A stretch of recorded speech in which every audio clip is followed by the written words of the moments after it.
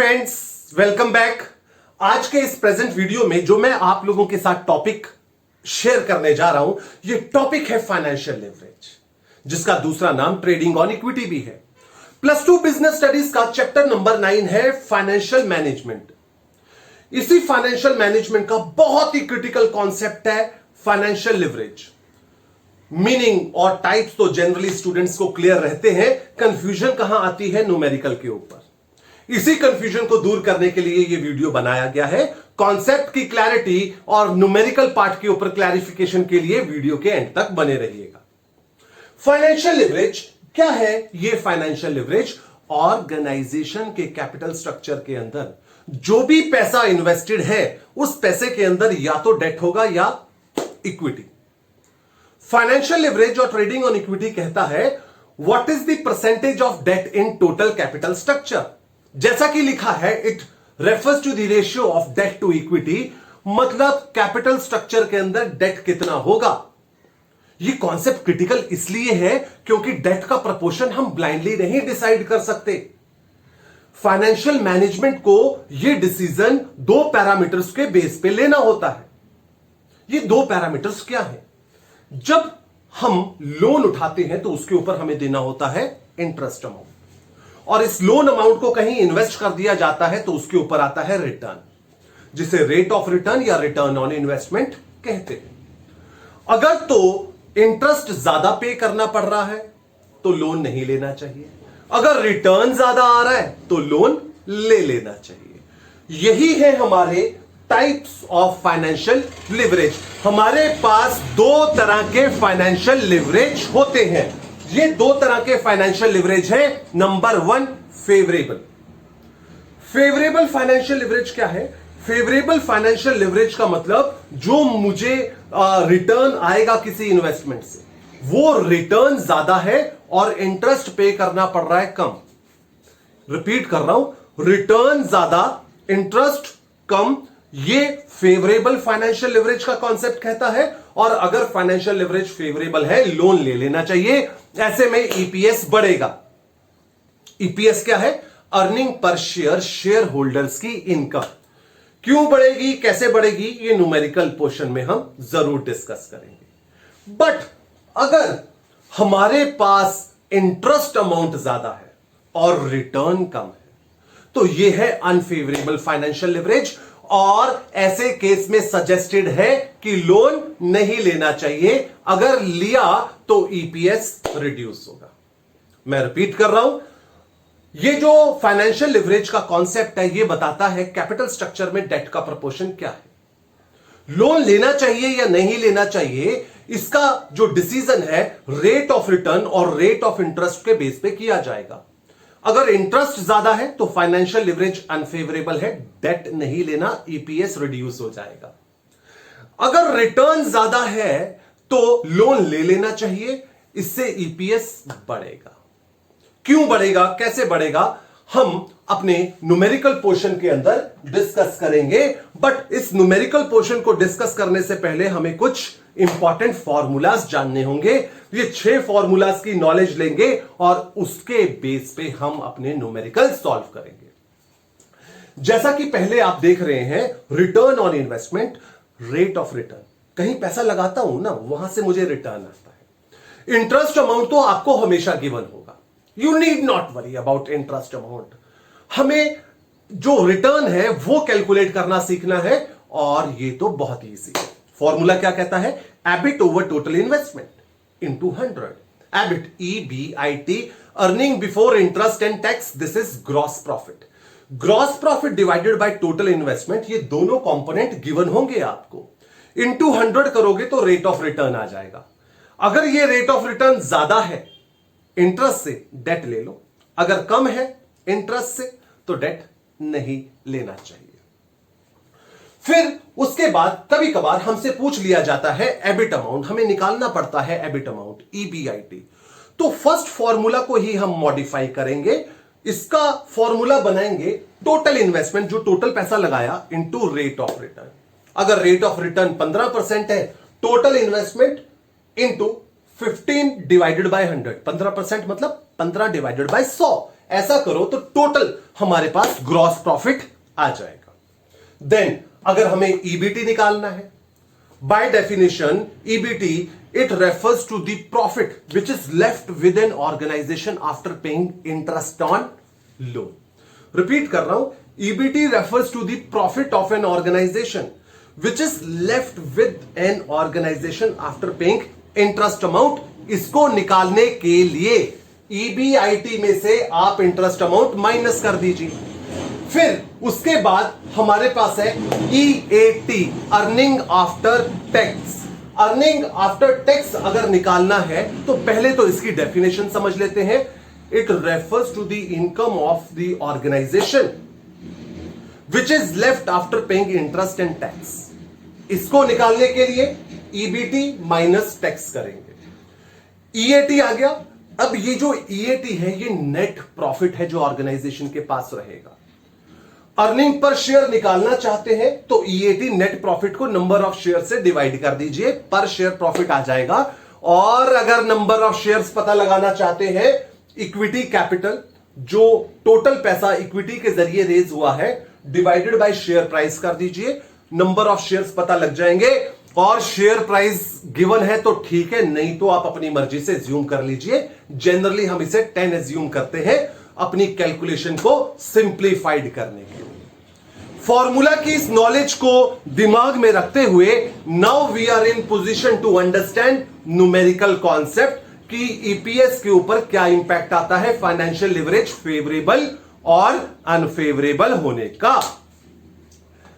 सबसे पहले हमारे पास ये प्रॉब्लम है जो कि आप देख रहे हैं। एक फर्म का जिक्र किया गया है, इस फर्म के अंदर बोला गया है 60 लाख रुपया इन्वेस्टेड है, 8 लाख रुपया ईबीआईटी के तौर पे फर्म ने अर्न किया। अगर लोन लिया 10% इंटरेस्ट देना पड़ेगा, गवर्नमेंट को टैक्स 30% देना है। सो बताइए क्या फर्म को डेट लेना चाहिए? क्वेश्चन नंबर 1 का आंसर करने के लिए हमें इंटरेस्ट अमाउंट दिया है, जैसा कि मैंने कहा था रिटर्न निकालना है और रिटर्न का फॉर्मूला है EBIT over total investment into 100। EBIT यहां पे गिवन आप देखें कितना है, 8 lakh divided bye 60 lakh into 100 करते हैं तो 13.33 आता है। और हम कंक्लूजन निकालते हैं rate of return which is 13.3% is more than rate of interest. Financial leverage favourable है, डेट लिया जा सकता है। आप देख सकते हैं 13.33 rate of return, 10% interest amount, return is more than interest amount that can be taken. Now, are shareholders likely to gain? Yes and yes, because financial leverage is favorable. Now, third question, show the impact on EPS using 3 cases. 3 cases बोला जा रहा है। Case 1 में हम assume कर रहे हैं कि डेट नहीं है, मतलब सारा का सारा 60 लाख इक्विटी ही है। केस 2 में कहते हैं एज्यूम कर लीजिए कि डेट 20 लाख है तो मतलब 40 लाख इक्विटी है। केस 3 में कहा एज्यूम कीजिए 40 लाख इक्विटी है तो मींस 20 लाख डेट है, क्योंकि हमारे पास टोटल कैपिटल इन्वेस्टेड 60 लाख है। उसके लिए हमें यह फॉर्मेट तैयार करना होगा। हर केस के अंदर आपको ऐसा एक फॉर्मेट तैयार करना होगा। सबसे पहले 3 केसेस बोले थे तो 3 केसेस मैंने यहां पे लिख दिए हैं। सबसे पहले तीनों केसेस के अंदर 60 लाख 60 लाख 60 लाख। अब गिवन प्रॉब्लम के अंदर बोला गया था कि केस 1 में डेट 0 कर दो, 20 लाख 40 लाख। तो अगर मैं 0 कर दूंगा तो सारा का सारा मतलब इक्विटी है 60 लाख। यहां 20 कर दूंगा तो मतलब 60 में से 20 गया, 40 यहां पे आ जाएगा। इधर 40 बोला गया था डेट तो मतलब इक्विटी 20 है। इस हिसाब से मैंने ये फिगर्स फिल कर दिए। ईबीआईटी 8 लाख 8 लाख 8 लाख, ये हम जरा लिख रहे हैं। अब जो लोन लिया है उसके ऊपर 10% इंटरेस्ट पे करना है। इंटरेस्ट यहां लोन कुछ भी नहीं लिया, इंटरेस्ट 0। यहां पे लोन 20 लाख लिया, 2 लाख इंटरेस्ट। 40 लाख लोन लिया तो 4 लाख इंटरेस्ट अमाउंट इस तरीके से फिल हो जाएगा। अब ईबीआईटी में से इंटरेस्ट माइनस करेंगे, ईबीआईटी में से इंटरेस्ट माइनस करेंगे तो ईबीटी की वैल्यू आ जाती है हमारी। अब गवर्नमेंट को 30% टैक्स देना है जो कि ईबीटी के ऊपर कैलकुलेट होगा। 30% टैक्स। 8 लाख का 30%, 6 लाख का 30% और 4 लाख का 30% टैक्स कैलकुलेट करते हैं तो ये टैक्स अमाउंट आता है। अब 8 लाख में से 2,40,000 माइनस कर दीजिए, 6 लाख में से 1.8 एंड 4 लाख में से 1.2 लाख अगर माइनस करेंगे सो ईएटी का अमाउंट ये आ जाता है। अब हमें निकालना है नंबर ऑफ शेयर्स, क्योंकि शेयर प्राइस गिवन नहीं था। मैंने आपको बताया गिवन है तो फाइन, नहीं गिवन तो एज्यूम, और हम एज्यूम कर रहे हैं 10 to simplify the calculation. Equity capital divided by share price, 60 lakh divided by 10 6 lakh, 40 lakh divided by 10 4 lakh, 20 lakh divided by 10 2 lakh. ये फिगर हमें यहां पे मिल जाते हैं। नाउ अब हमें निकालना है ईपीएस, यही तो हमारा अल्टीमेट ऑब्जेक्टिव है, show the impact on EPS. EPS निकालने का फॉर्मूला क्या हमने डिस्कस किया, EAT divided by number of shares, EAT divided by number of shares. So दोस्तों जो आप देख रहे हैं ये आप देखिए 0.93, 1.05, 1.4 ईपीएस लगातार बढ़ रहा है। कारण है favourable financial leverage, rate of return 13.33 और rate of interest 10%। Favourable financial leverage होने की वजह से डेट को इंक्लूड करना फायदे का सौदा कंपनी के लिए प्रूव हो रहा है और इस वजह से ईपीएस बढ़ रहा है। खैर हम यहां पे नहीं रुकेंगे, अपनी नॉलेज को और बूस्ट करते हुए हम एक और प्रॉब्लम उठाते हैं।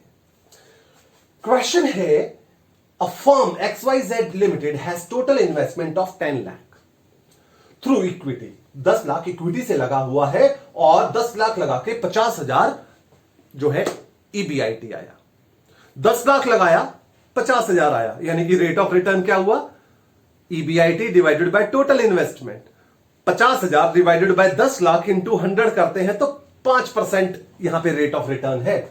कंपनी को एक्सपेंशन के लिए 5 लाख की जरूरत और है, 10 लाख तो है, 5 लाख की और जरूरत है। और कंपनी ने डिसाइड किया कि ये 5 लाख डेट से उठाना है और डेट जो मिलेगा 7% पे मिलेगा। टैक्स पे करना है 30%। आप बताइए क्या कंपनी को डेट लेना चाहिए? आंसर है नहीं, नहीं और नहीं। कारण साफ हमें नजर आता है कि इंटरेस्ट 7% ज्यादा है, रिटर्न 5% कम है, फाइनेंशियल लिवरेज फेवरेबल है, डेट नहीं लेना चाहिए। अगर डेट लिया तो ईपीएस रिड्यूस होगा। मैंने अपनी बात को यहां पे प्रूफ करके बताया। EBIT divided by total investment into 100 का फॉर्मूला लगा के 50,000 डिवाइडेड बाय 10 लाख इंटू 100 किया तो 5% return which is less than given rate of interest which is 7%. In this case financial leverage is unfavorable, debt should not be taken, EPS is bound to fall if it is taken. Prove that. Prove करके दिखाएं कैसे गिरेगा। हम वैसा ही एक format तैयार कर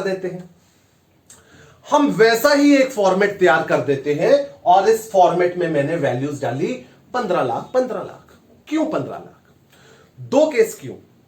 2 case इसलिए क्योंकि एक केस में मैं शो कर रहा हूं 5 लाख डेट से रेज करेंगे तो क्या होगा, एक केस में शो कर रहा हूं एडिशनल 5 लाख इक्विटी से रेज करेंगे तो क्या होगा। देखिए 10 लाख तो पहले से ही इंक्लूडेड था कैपिटल स्ट्रक्चर के अंदर और सारा का सारा इक्विटी। 10 लाख सारा का सारा इक्विटी के जरिए पहले से ही रेज था। एडिशनल 5 लाख की बात हुई तो एडिशनल 5 लाख मैंने सारा का सारा इक्विटी में ही डाल दिया, तो ये केस 1 में 15 लाख इक्विटी का हो गया। केस 2 में जो एडिशनल 5 लाख मैंने डेट में शो किया तो बात मतलब ये बनी कि ले दे के टोटल जो है 15 लाख ही हुआ। अब ईबीआईटी की बात करें, अब ईबीआईटी ये 75,000 कैसे आया? क्वेश्चन में तो 50,000 गिवन था, बिल्कुल क्वेश्चन में 50,000 गिवन था, बट वो 10 लाख के ऊपर 50,000 था क्योंकि हमारे पास टोटल इन्वेस्टमेंट अब 15 लाख हो गई है तो ईबीआईटी भी बढ़ गया। तो मैंने निकाला कैसे ये? मैंने ईबीआईटी का फॉर्मूला लगाया जो फॉर्मूला नंबर 2 बताया था। फॉर्मूला नंबर 2 कहता है total investment into rate of return. Total investment है 15 लाख इंटू 5 डिवाइडेड बाय 100 किया तो 75,000 ईबीआईटी आ गया। अब यहां पे इंटरेस्ट देना, यहां पे इंटरेस्ट बिल्कुल नहीं देंगे, डेट लिया नहीं है ना, यहां पे इंटरेस्ट हम जो देंगे 5 लाख पे 7% इंटरेस्ट देंगे, जो कि 35,000 है। ईबीआईटी में से इंटरेस्ट अमाउंट माइनस करेंगे तो बैलेंस जो आएगी वैल्यू वो ईबीटी की होगी। अब गवर्नमेंट को 30% टैक्स देना है, 75 का 30%, 40,000 का 30% जो हमने टैक्स कैलकुलेट किया ये रहा। अब ईबीटी में से टैक्स माइनस कर देते हैं तो ईएटी की वैल्यू हमारे पास 52,500 केस 1 में, where debt was not taken, 28,000 in the case where debt was taken. Now, we need to calculate number of shares. ये इक्विटी कैपिटल को 10 रुपए जो कि शेयर का प्राइस है डिवाइड करेंगे तो 1.5 लाख, 10 लाख को 10% से डिवाइड करेंगे तो 1 लाख, इस तरीके से वैल्यूज आ जाएंगी। ईपीएस निकालिए, this amount divided by this amount, this amount divided by this amount. Now what we get is 0.35 and 0.28। आप देखें कि ईपीएस रिड्यूस हुआ है। कारण है हमारा फाइनेंशियल लिवरेज। यहां पे फाइनेंशियल लिवरेज अनफेवरेबल था। रिटर्न जो था 5%, इंटरेस्ट 7%, फाइनेंशियल लिवरेज अनफेवरेबल होने का इंपैक्ट ईपीएस के ऊपर साफ दिख रहा है। आगे चलते हैं हम अपनी नेक्स्ट प्रॉब्लम के ऊपर। हमारे पास नेक्स्ट प्रॉब्लम है, रीड करते हैं। Vivo Limited is a company manufacturing textile. It has a share capital of 60 lakh. The earning per share in the previous year was 0.50. 60 lakh रुपया इक्विटी कैपिटल पे लगा हुआ है प्रीवियस ईयर का, और उस साल ईपीएस 0.5 था। For diversification company requires additional capital of 40 lakh. 40 lakh लगा है, 60 लाख पहले का लगा हुआ है इक्विटी से, 40 लाख और चाहिए तो टोटल 1 करोड़ हो जाएगा। अब कंपनी ने ये 40 लाख डेट से रेज किया है और उसके ऊपर 10% इंटरेस्ट पे किया है।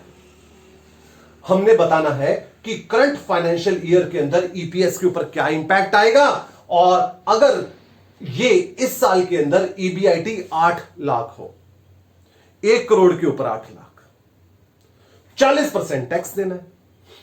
1 करोड़ के ऊपर 8 लाख रिटर्न है तो 8 lakh divided bye 1 crore into 100, यानी कि 8%। 8% रेट ऑफ रिटर्न है और इंटरेस्ट जा रहा है 10%। साफ साफ यहां पे भी ये शो हो रहा है, साफ साफ यहां पे शो हो रहा है कि इस केस में भी फाइनेंशियल लिवरेज अनफेवरेबल है।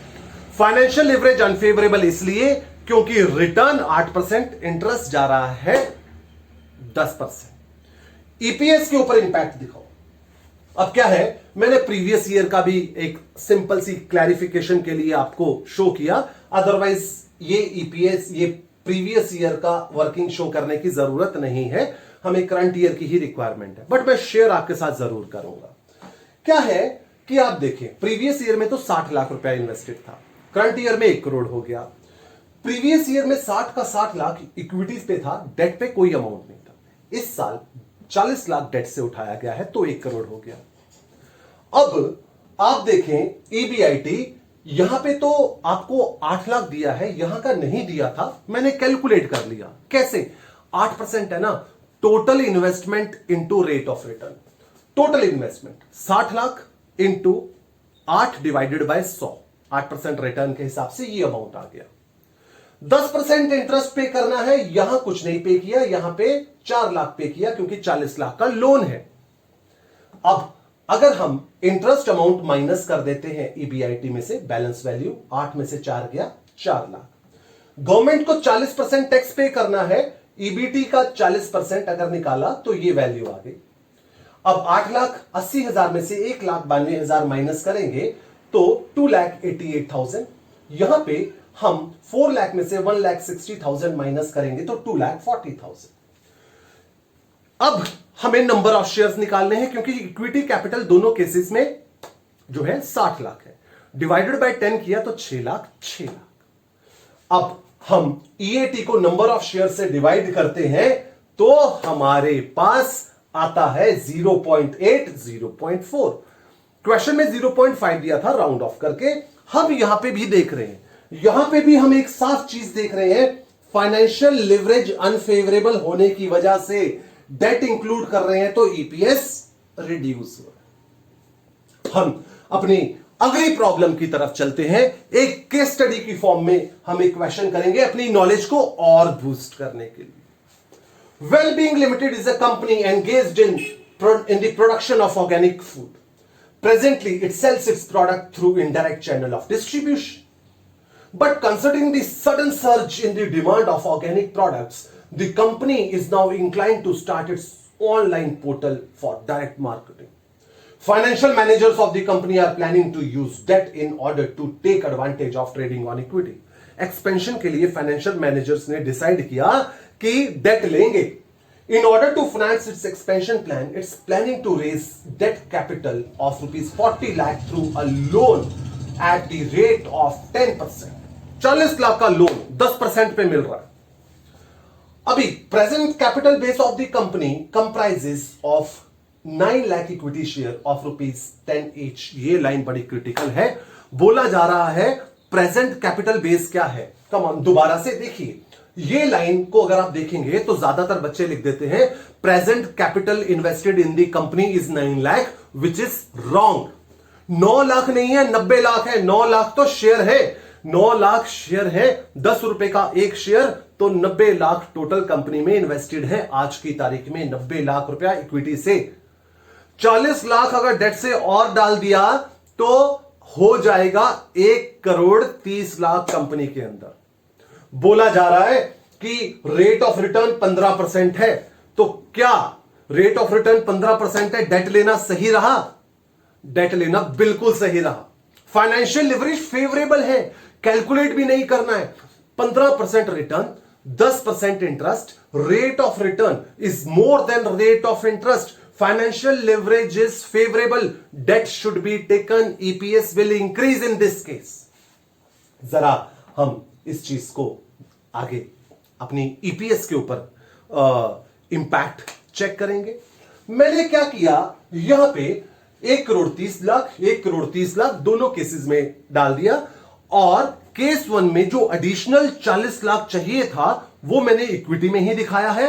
केस 2 में एडिशनल 40 लाख जो चाहिए था ये मैंने डेट के अंदर शो किया। यहां पे 90 लाख तो पहले से ही था, 40 लाख और ऐड करके 1 करोड़ 30 लाख इक्विटी में डाल दिया, टोटल 1 करोड़ 30 हो गया। केस 2 के अंदर 90 तो पहले ही था और ये मैंने डेट में डाल दिया। 15% ईबीआईटी के 15% जो हमारा रेट ऑफ रिटर्न, उसके हिसाब से जो हमारा ईबीआईटी बनता है 19,50,000। फॉर्मूला क्या लगाया मैंने? फॉर्मूला मैंने लगाया EBIT is equal to total investment into rate of return. 1 crore 30 lakh into 15 divided by 100 करेंगे तो 19.5 लाख आ रहा है। 10% जो है हमें इंटरेस्ट पे करना है। यहां डेट नहीं लिया तो कोई इंटरेस्ट नहीं, यहां पे डेट लिया है 40 लाख का तो 4 लाख इंटरेस्ट। इंटरेस्ट अमाउंट को EBIT में से माइनस करेंगे तो EBT का अमाउंट इस तरीके से आएगा, 19.5 लाख है, 15.5 लाख। गवर्नमेंट को 30% टैक्स देना है, 19.5 लाख का 30%, 15.5 लाख का 30%। अब ईबीटी में से टैक्स अमाउंट अगर आप माइनस करते हैं, ये वाली वैल्यूज ईएटी हमारी आती है। नंबर ऑफ शेयर्स निकालने के लिए इक्विटी कैपिटल को शेयर प्राइस से डिवाइड करें जो कि 10 रुपए है। यहां पे 1 करोड़ 30 लाख को 10 से डिवाइड किया, हमें हमारे पास 13 लाख आया, और यहां पे 9 लाख। अब ईपीएस अगर निकालना चाहते हैं, this amount should be divided by this amount and this amount should be divided by this amount. What we get is 1.05 and 1.21 means EPS increase हुआ है इस केस में, क्योंकि फाइनेंशियल लिवरेज थी फेवरेबल। सो दोस्तों, ये हमारा कॉन्सेप्ट रहा फाइनेंशियल लिवरेज का, जो कि मैंने आप लोगों के साथ डिटेल में डिस्कस किया। आई होप ये कॉन्सेप्ट आपको समझ आया होगा और अब कोई कंफ्यूजन नहीं होगी। Thank you for watching this video.